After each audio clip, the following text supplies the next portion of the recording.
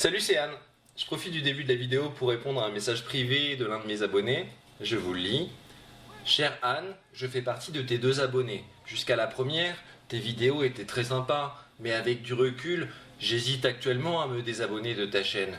En effet, même si ce que tu racontes n'est pas très intéressant ou très drôle, ta voix a le mérite d'endormir très rapidement mon chat.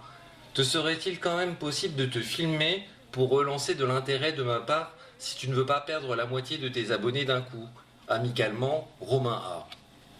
Eh bien écoute Romain A, vu l'insignifiance de mon quotidien, je trouve toujours plaisant de recevoir un message, et un message de mépris est toujours un message. Pour paraphraser Charlton Heston dans Fast and Furious, qu'on parle de moi en bien ou en mal, peu importe, l'essentiel c'est qu'on parle de moi. Romain, pour répondre à ta question, non, je ne peux pas me filmer. J'exerce un métier dans les hautes sphères, je suis amené à côtoyer régulièrement Le Gratin, Christophe Castaner, Pascal Légitimus, Magloire ou Laurent Romeshko. Je ne peux pas me permettre de foutre en l'air ma carrière de proxénète pour des petites vidéos YouTube sans prétention, même si faites avec amour. De plus, ma mère m'a toujours dit que j'avais plutôt un physique à faire de la radio, donc il m'est vraiment impossible d'accéder à ta demande. Bise néanmoins à ton chat. Anne, pourquoi tu nous déranges cette fois-ci? Me demanderez-vous avec la joie d'un octogénaire s'étant coincé les bourses dans un tiroir de sa commode préférée. Eh bien, j'avais prévu de vous parler de ma soirée de la mort, mais c'est imposé comme une évidence une salutation amicale à l'endroit d'une sociologue, Gabrielle Schutz, maîtresse de conférences en sociologie à l'université de Versailles. Donc nous verrons peut-être une autre fois le biais pour ma soirée de la mort. La critique est facile, et vous commencez à me connaître, il m'arrive parfois d'être caustique. Mais quand on fait l'objet d'un article brillant et justifié dans le monde diplomatique du mois, je ne peux qu'acquiescer et saluer ostensiblement ce travail d'investigation objectif, fait sans aucun parti pris et qui laisse rêveur toutes les routes LTRIF intègres de la planète journalistique, c'est dire. Pour les plus pauvres et plus incultes d'entre vous qui n'auraient pas les moyens de vous offrir un abonnement au Monde Diplo, d'une part je suis désolé, mais d'autre part je ne peux pas vous laisser dans les ténèbres de la méconnaissance et je me fais une joie de vous éclairer sur le sujet en question.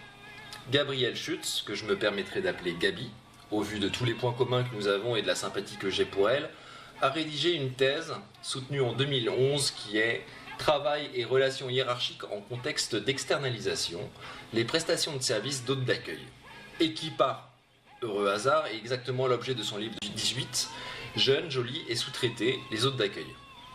Je vois déjà les mauvaises langues dire « Ah bah elle s'est pas foulée, elle a repris son sujet de thèse quoi ». À quoi je rétorquerai « Si une thèse est brillante, autant en faire un livre ». Aucune raison que seuls ses professeurs profitent de ses connaissances et pas le grand public. L'information doit atteindre tous les publics et pas juste une élite éclairée, d'où l'objet de mon billet. Gabi parle de son expérience passée en tant qu'hôtesse et des études qu'elle a menées par la suite au moment de sa thèse. Donc on ne pourra pas la taxer de traiter d'un sujet méconnu ou qu'elle se serait contentée d'observer. C'est du vécu. C'est un des nombreux points communs que je partage avec elle car moi aussi j'ai été hôte d'accueil. Cela remonte à une époque pré-Weinstein, nous étions en 2007-2008, je faisais encore du roller, j'écoutais Womanizer de Britney Spears et Begin de Madcon, le monde en voulait à Michael Jackson pour ses affaires de et j'étais hôte d'accueil en attendant mon affectation de steward sur une célèbre compagnie française que je ne citerai pas, mais qui avait pour slogan « Faire du ciel le plus bel endroit de la Terre » au lieu du triste « France is in the air ». Étant de nature plutôt flemmarde, n'ayant que le bac en poche et à l'époque présentant plutôt bien, je décidai de trouver un travail en position assise et ne demandant pas d'effort physique, fort de la devise familiale « Transpirer c'est bien, sentir bon c'est mieux ». J'avais déjà été hôte d'accueil événementiel et chef hôte pour des sociétés événementielles, et je ne me voyais pas faire un métier pénible comme être sur les chantiers ou travailler dans un McDo pour ce qu'on a tendance à appeler un salaire, c'est-à-dire un SMIC. Je savais que ce job n'était que passager puisque j'attendais mon affectation en tant que PNC. Force est de constater que ce job non éprouvant physiquement n'était pas non plus épanouissant au niveau personnel. Mon entreprise m'avait affecté à une célèbre société française. Pour une question de confidentialité, je ne pourrais pas dire laquelle, je peux juste vous dire que c'est un acronyme en 4 lettres et qu'elle a le quasi-monopole des réseaux de transport parisiens et franciliens. Mon job derrière mon desk consistait à accueillir les visiteurs, remettre les clés des salles de réunion aux assistantes de direction hautaine avec le petit personnel, de suivre les dépêches de travaux sur le site, surveiller l'accès au bâtiment, répondre au téléphone et dire aux usagers perdus que ce n'était pas un bâtiment public et qu'ils ne pouvaient pas payer leur amende sur place. J'ai fait la connaissance à cette époque d'un garçon qui, pour des raisons d'anonymat, j'appellerai Steven. J'ai beaucoup de tendresse pour les personnes ayant été affublées à leur naissance de prénoms de personnages de série B américaine, d'où l'attribution de ce prénom aléatoire. Donc, Steven, prénom d'emprunt, un jeune homme sympathique, efficace, volontaire, qui également cherchait un job d'appoint en attendant la reprise de ses études et qui était chargé du même poste que moi, mais le matin, et que je remplaçais à partir de 13h. Notre employeur était Faune Régie, que nous appelions non sans humour Faune Régis, car on savait rire en 2008. Anne, cet humour décapant ne date donc pas d'aujourd'hui. Eh non! Nous étions managés à distance par 2 chefs hôtesses qui faisaient quelquefois des inspections sur site, s'entretenaient avec le client, surveillaient que nous portons bien les costumes fournis par notre société, costumes qui étaient envoyés au pressing toutes les semaines, autrement dit, exactement ce qui est décrit dans ce brillant article. L'hôte d'accueil est le premier contact quand une personne arrive dans l'entreprise, qu'elle soit visiteur, partenaire d'une autre entreprise ou salarié. L'hôte d'accueil est sélectionné parce qu'il présente bien, parle bien, a un joli sourire, cela fait partie du contrat et de la fonction. Que nous soyons irréprochables sur notre apparence pendant le service n'est pas plus déroutant que Frédéric Mitterrand réservant avec fébrilité et envie un séjour à Bangkok sur booking.com. Gabi le dit très bien dans son article, un homme austère qui ne sourit pas à l'accueil d'une entreprise ne donne pas envie qu'on lui pose une question ou qu'on lui demande quoi que ce soit. Mes copines de l'époque me reprochaient de ne pas assez sourire et je leur disais à raison que je ne ramenais pas de boulot à faire à la maison. L'auteur souligne aussi avec justesse la problématique que rencontrent les hommes concernant le maintien physique. On pourrait penser qu'un hôte, contrairement à une hôtesse, n'a pas à soigner son apparence, mais elle met habilement en exergue que si l'homme n'a pas de problème de maquillage, de talons ou autre, la cravate doit être ajustée correctement, la chemise dans le pantalon, une coiffure sobre, sans excentricité, enfin bref, tout ce qui vous vient à l'esprit en termes de sens le plus commun et logique quand vous exercez un métier nécessitant de porter une tenue particulière ou un uniforme, et mettant en avant votre physique. Là encore, et je dis merci au monde diplomatique d'avoir laissé une tribune à Gabi, parce qu'il aurait été tellement plus facile d'ignorer le fait qu'hôte d'accueil ou hôtesse d'accueil est un métier mixte, qu'une personne sans conscience professionnelle aurait écarté au hasard les hommes et n'aurait axé son enquête que sur la population féminine pour renforcer l'idée qu'il n'y a que des femmes qui subissent de plein fouet la loi du marché et qu'il n'existe pas plus globalement une classe de travailleurs opprimés. Je vous le concède, cela aurait été racoleur, cibler la population féminine exploitée pour surfer sur un phénomène actuel justifié.